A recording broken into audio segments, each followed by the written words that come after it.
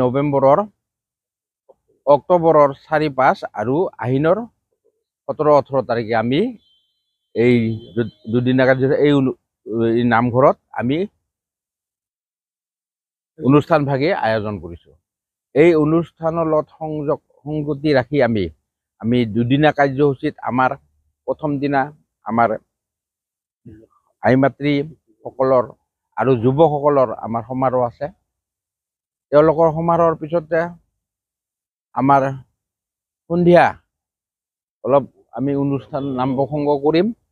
তাৰ পিছৰ দিনা আমাৰ ৰাতিপুৱাই আমাৰ শোভাযাত্ৰা ভাগৱত আছে আমাৰ ভাগৱত ধৰ্মধ্বজা উত্তোলন।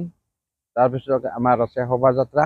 এই শোভাযাত্ৰাত আমাৰ বিভিন্ন আমি বাৰেৰহণীয়াভাৱে আমি এইবাৰ শোভাযাত্ৰা এটা অনুষ্ঠিত কৰিবলৈ লৈ আহিছোঁ। আমি সেইধৰণে নামৰ দলৰ ছোৱালী নামৰ দল আৰু বিভিন্ন জনজাতিৰ অনুষ্ঠান আমি মাতিছোঁ।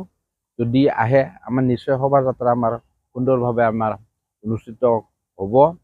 আৰু তাৰপিছতে আমাৰ মুকলি সভা এখন হ'ব। এই মুকলি সভাত আমাৰ বিশিষ্ট অতিথি আমি নিমন্ত্ৰণ কৰিছোঁ।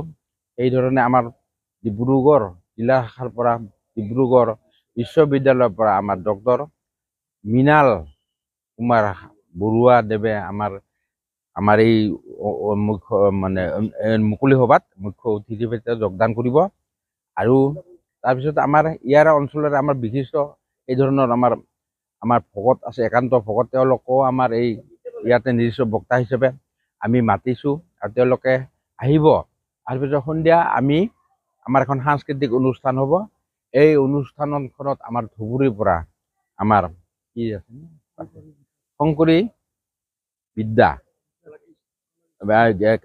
কলাকৃষ্টিয়ে তেওঁলোকে এখন লাইভ হিচাপে এখন এইবাৰ প্ৰদৰ্শন কৰিব। গুৰুজনাৰ যি কৃষ্টি আছে এইখিনি তেওঁলোকে লাইভৰ জৰিয়তে এইবাৰ প্ৰদৰ্শন কৰিব।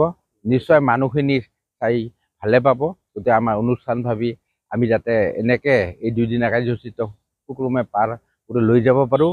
ৰাইজৰ সহযোগ আৰু আমাৰ ভকতসকলৰ সহযোগত আপোনালোকৰ আমি যাতে সুন্দৰভাৱে অনুষ্ঠান এটা পৰিচালনা হয় আৰু এই অনুষ্ঠানত আমাৰ এইটো অঞ্চলৰ ৰাইজৰ যাতে সহায় সহযোগ পাম বুলি আমি আশা কৰিছোঁ।